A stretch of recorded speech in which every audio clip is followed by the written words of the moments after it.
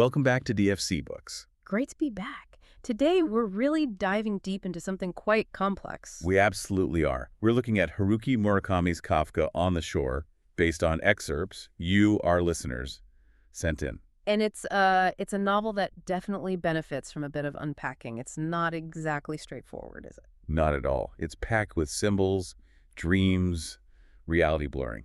So, our mission today is pretty clear. Yeah. We want to give you a really solid, organized look at the main characters, the key events, and maybe some of the trickier philosophical ideas that pop up right from the start in these source documents. Kind of like a roadmap, a shortcut through the maze, maybe. Exactly. A shortcut to understanding the core mysteries without, getting totally lost. And the first thing that jumps out from the sources is that structure, right? The dual narrative. Right. You're immediately thrown into two totally separate storylines. It feels like two different books almost. On one hand, you've got this kid, Kafka Tamara. He's 15. He's running away. Driven by this really dark prophecy. We'll definitely get into that. And then, completely separately, or so it seems. You have the story of Sachio Nakata, an old man. Yeah. And his story starts way back, linked to this bizarre incident during the war, decades earlier. It's quite a contrast. Mm-hmm. And what's striking is how Murakami just lays these heavy themes on you right away. Oh, absolutely. Destiny, fate versus free will, that's huge from page 1. And violence. Both physical and, maybe more importantly, psychological violence. Definitely.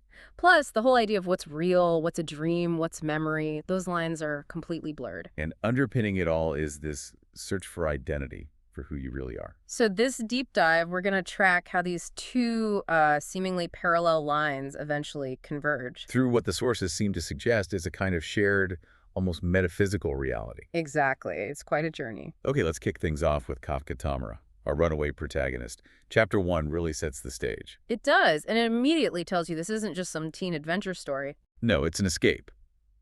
But the reason... It's incredibly dark. This prophecy he believes in. Yeah, the sources call it an omen, or prophecy. It's a classic Oedipus complex, basically. He believes he's fated to kill his father. And sleep with his mother and sister. I mean, it's heavy stuff for a 15-year-old. And the source emphasizes this isn't something someone told him. It's like an internal conviction, a shadow hanging over him. Right. It shapes his identity before he even leaves home. He's running away from his home in Tokyo, specifically Nogata. And he's trying to take some control, isn't he? By choosing where to go. He does. But it's not a logical choice. He picks Shikoku. The smallest of Japan's main islands. Why there? Purely a feeling. He studies a map, and Shikoku just calls to him, I guess. He's looking for distance, anonymity. Just trying to disappear? Pretty much. Severing ties completely. The source material details the journey itself, too. Yeah, the night bus and the rainstorm. And the specific moment he turns 15, past midnight, on the bus. That feels significant, like crossing a threshold. It really does. He's left his old life, his childhood, and stepped into this realm where the prophecy feels possible. And right away, that internal pressure gets a voice, doesn't it? Yes. The boy named Crow. His inner companion. Or maybe alter ego. Kind of both, I think. Crow is described as cynical aware. He confirms Kafka's birthday, reminds him the prophecy is still there. Like a constant companion on this grim journey. And the name choice, Crow, is deliberate. Kafka means crow in Czech. Ah, right. So it emphasizes this is an internal struggle. Absolutely. Crow is like the voice of raw will, pushing him towards facing it, maybe, while Kafka himself is trying to stay disciplined, intellectual. You see that discipline in Chapter 3 when he arrives in Takamatsu. Yeah, he doesn't just wander aimlessly. He forces himself to acclimatize. Walks around, gets his bearings, eats simple food. And reaffirms his decision. The source quotes him thinking, all you can do is forge on ahead. He's trying to impose order on a life that feels dictated by fate. Just making practical choices. And one of those choices leads him to a key location. The Kimura Memorial Library. Exactly. He follows these small signs, almost drawn to it. And the library itself is presented as special, isn't it? Not just any building. Definitely not.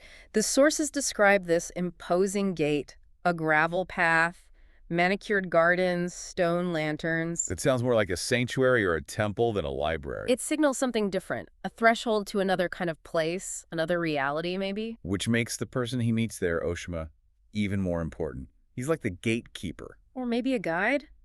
The description of Oshima is very detailed. Yeah, young man at the counter, pretty rather than handsome, well-dressed, calm voice. High-pitched voice, long hair, delicate glasses. He's very welcoming to Kafka, offers him a quiet place. But then Oshima just casually reveals this incredibly complex personal identity. Right. And this is crucial for Kafka, who's running from a seemingly fixed identity imposed by fate. Oshima explains he's physically female, but mentally male. And homosexual, attracted to men, and also a hemophiliac. It's a lot. But he presents it so calmly, so analytically. It's not like a confession. It's a statement of fact. And this is where the source material offers a really powerful analytical angle. Oshima doesn't just state it, he frames it philosophically. Using Plato's Symposium. Exactly. The myth about humans originally being whole, then split in two by the gods. And ever since, we're searching for our missing other half. Oshima basically says, that's me. My body is physically female, but my mind's completely male. He embodies that split, that search. My sexual preference is for men. In other words, I'm a female, but I'm gay. It's just laid out there. And the insight for Kafka and for us is huge. Kafka isn't just running from something. He's running towards something, too, his missing half. Oshima provides the blueprint for thinking that way. He validates the idea that the inner self, the self you construct, is maybe more real than biology or family history. So Oshima becomes this initial philosophical guide for Kafka. Yeah, showing him that internal contradictions aren't necessarily things to be broken by, but maybe things that define you. It affirms Kafka's choice of taking a new name, building a new self. Okay, so now we have to completely switch gears, like the novel does. Right. Jump back in time. Way back. To the other major thread, the Rice Bowl Hill incident, 1944. This is the event that anchors Satoru Nakata's story. The root of, well, everything for him. The context is wartime Japan, November 7th, 1944. Strict rationing. So this school trip to Owanyama, Rice Bowl Hill, wasn't for fun. No, the kids were there to gather food. Mushrooms, plants, practical necessity. And the account comes from the homeroom teacher. She was the only adult there, the only witness. And her description is chillingly specific. All 16 kids in her class. Just collapsed. Simultaneously. She describes them as limp, like rubber, no strength. But crucially, not sick in the usual sense. Breathing okay, pulse is fine. But the eyes, that's the really weird part. Yeah, eyes open, blinking slowly, moving side to side. Like they were scanning a distant horizon, observing nothing visible. That's the quote from the source. It really suggests their consciousness was detached, gone somewhere else. Not just unconscious, but actively perceiving something invisible, like a shared dream or spirit projection. That's definitely the implication the source material leans into. It wasn't just a physical collapse. And the medical investigation afterwards just deepened the mystery. Dr. Nakazawa, the local doctor, checked them out, ruled out food poisoning, no vomiting, no diarrhea. Ruled out sunstroke, it was November. But he did find weird vital signs. Pulse was low, 50-55. Body temp slightly down, around 96 Fahrenheit. Like their bodies were just idling, waiting. Exactly. Almost no physical symptoms, just this biological slowdown.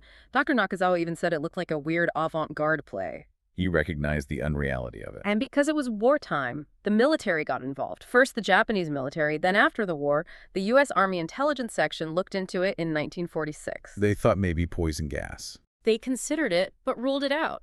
Whatever it was, it had no lasting physical effects on most of the kids, so it wasn't useful militarily. The official explanation came from a psychiatrist, Dr. Tsukayama. Right. He looked at the case and concluded it was probably mass hypnosis. Triggered by something external, like a flash of light from a plane. That was his hypothesis. Something simultaneous that caught all their attention. He even tried to normalize it by citing precedents. Similar incidents in England and Australia. Yeah, Devonshire 1930, Adelaide, late 19th century. Trying to say, look, this kind of thing happens. But it doesn't quite fit, does it? Because of Nakata. Exactly, Satoru Nakata. When the other 15 kids just woke up, eventually, he didn't. He stayed in that state, hospitalized, body stable, but spirit gone.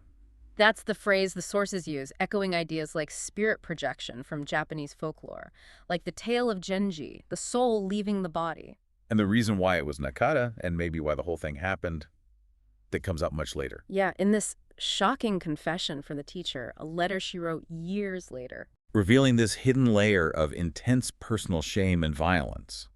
This is where the mundane horror crashes into the metaphysical weirdness. She admits. She'd had this incredibly intense erotic dream the night before. about her husband. And she was completely out of it during the outing, distracted, in a daze. Then, unexpectedly... Her period started early. Right.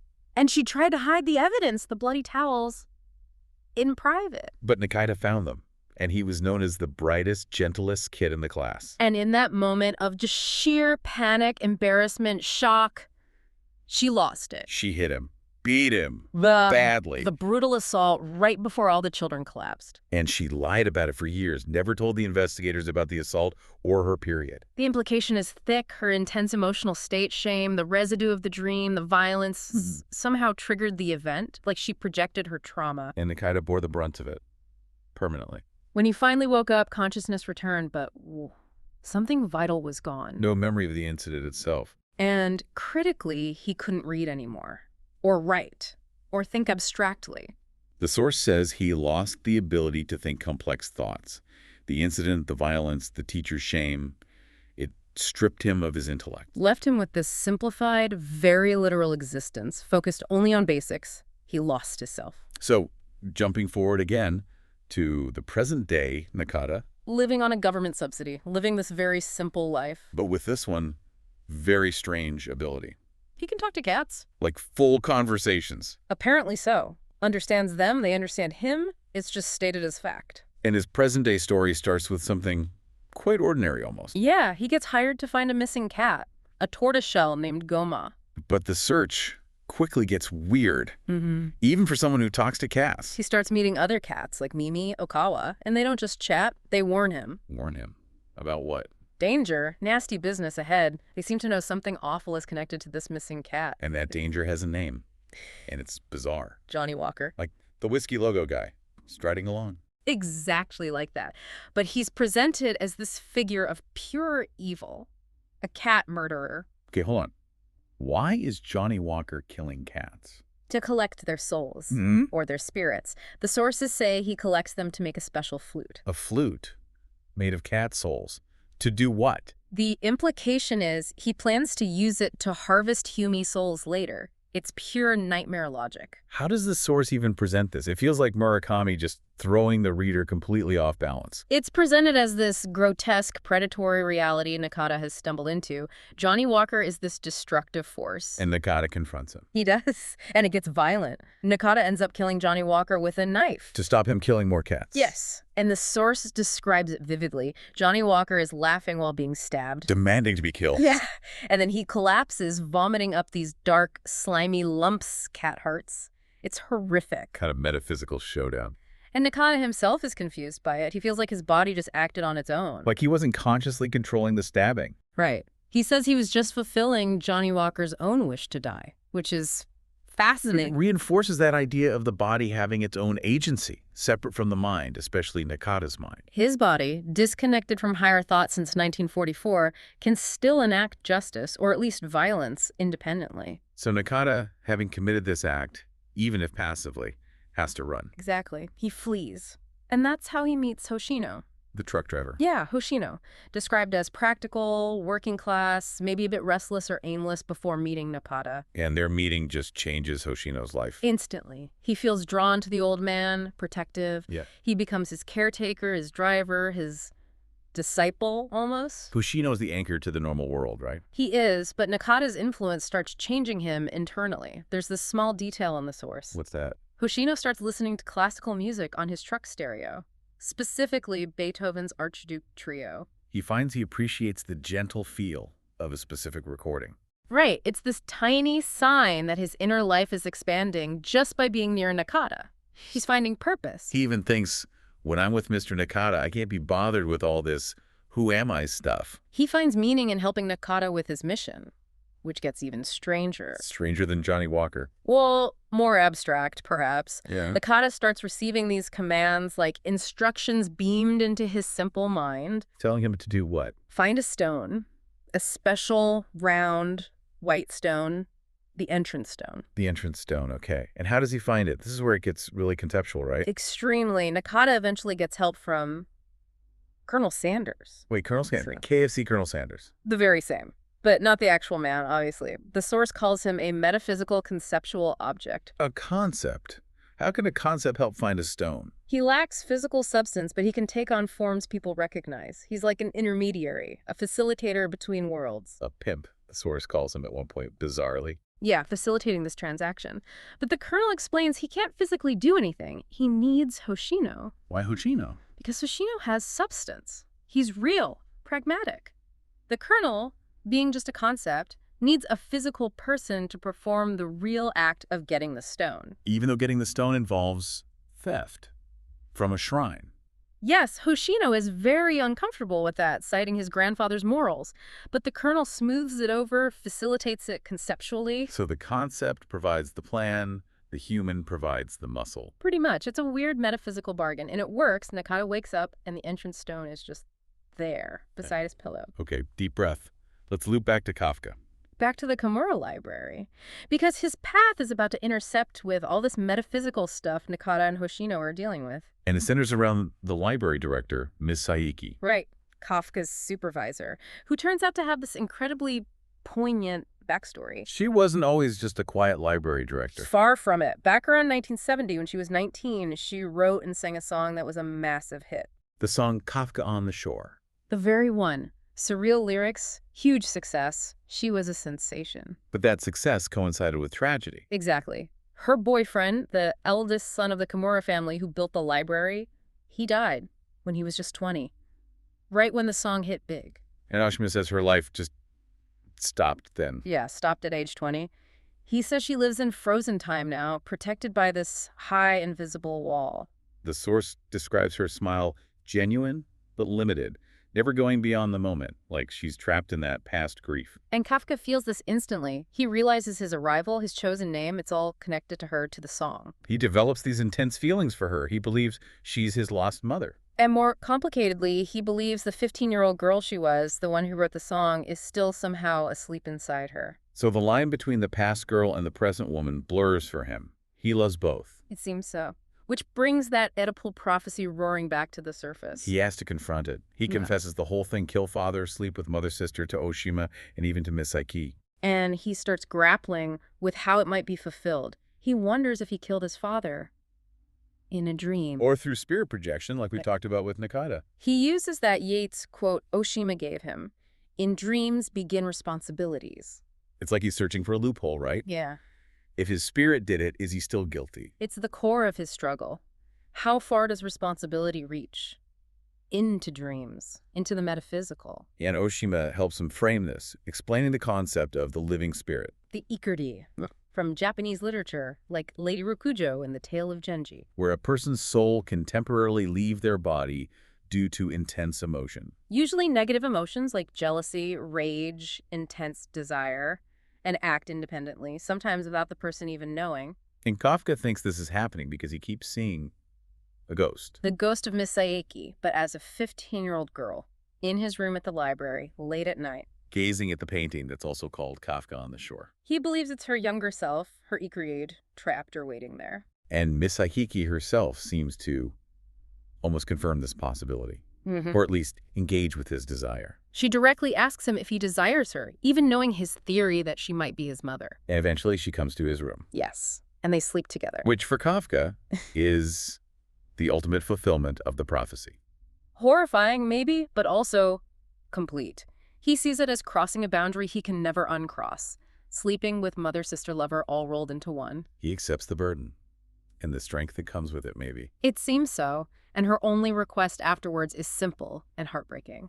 Remember me. So with Kafka crossing that line and Nakata having found the entrance stone, both storylines seem poised for a conclusion. Yeah, the missions are drawing to a close, and it starts with Nakata's end. Hoshino finds him. Yeah. He's passed away peacefully in his sleep. But Hoshino notices something strange. Nakata's body feels light. Light, like physically. That's the description. Like the burden he carried, his spiritual task, is finally lifted. He's at rest. And there's that final poignant detail the sources mention about his last act. Right before he died, he burned paper, writing materials. For the man who lost the ability to read and write, that feels incredibly symbolic. Like a final rejection of the very system, the very tools of intellect that were stolen from him.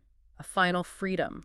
But Nakata's death isn't the end of his mission's impact, is it? It's more like a trigger. Exactly. Because after he dies, something emerges from his mouth. This Karis creature. Described as long, slimy, white, non-corporeal, pure spiritual essence, it seems. And it's heading straight for the entrance stone.